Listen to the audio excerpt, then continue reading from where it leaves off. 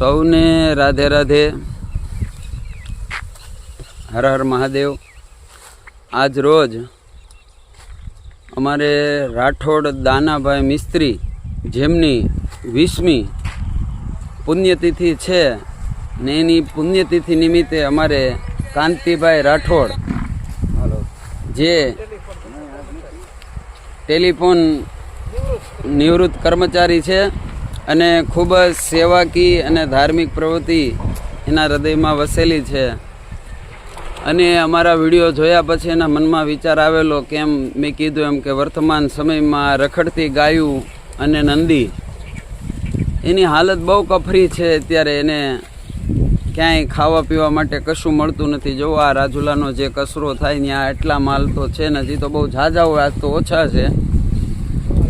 એટલે મેં વારંવાર અપીલ કરી કે લોકો દાન ઘણું આપે, આપણે બર્થડે ઉજવી કોઈની પુણ્યતિથિ, પણ દાન એવી જગ્યાએ જાય કે જ્યાં જરૂર ન હોય। શાસ્ત્રમાં કીધું છે કે અન્નદાનથી મોટું કોઈ દાન નથી ને અન્નદાનમાં એક જ પાત્રતા કે તમે જે દાન આપો અન્નનું એ સામું પછી માનવ હોય તો ભલે અને પશુ હોય તો ભલે એના પેટમાં જવું જોવે। તો આ પ્રેરણાને ખરેખર અમારે કાંતિભાઈ આની પહેલાં એના દીકરાના જન્મદિવસે પણ 2100 રૂપિયાનું ને આજે 1100 આજે પણ એ આ ઘાસ જેટલી ગાયું છે ને નાખે છે। એટલે કહેવાનો મતલબ કે પુણ્યતિથિ આવી રીતે ઉજવો કે જેના લીધે તમારા દિવંગત પિતૃઓ પણ તૃપ્ત થાય। તો આજે જુઓ આ કેટલા છે અહીંયા અને કેટલા પ્રેમથી જમે છે। જુઓ વર્તમાન સમયમાં એને પાણી નથી મળતું, તો આ લીલું ઘાસ ખાવાથી એની પાણીની પણ પૂર્તિ થાય।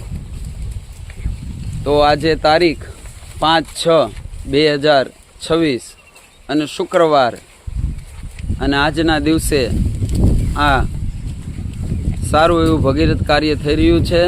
તો હું પણ લોકોને અપીલ કરું છું કે તમારા જન્મદિવસ, તમારી મેરેજ તારીખ અથવા તો તમારા કોઈ પણ દિવંગત પિતૃઓની પુણ્યતિથિ આવે તમે ઉજવતા જ હોય, પણ ઉજવવું હોય તો આવી રીતે ઉજવો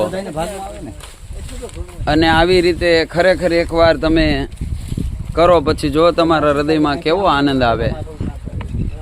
આ બધા અબોધ અને ભગવાને કીધું એમ કે પ્રાણી માત્રને ભૂખ્યો જગાડે પણ ભૂખ્યો ન હુરાવે, અને જ્યારે આપણે આવું કાર્ય કર્યું ત્યારે આ પરમાત્માનું કાર્ય તમે જુઓ।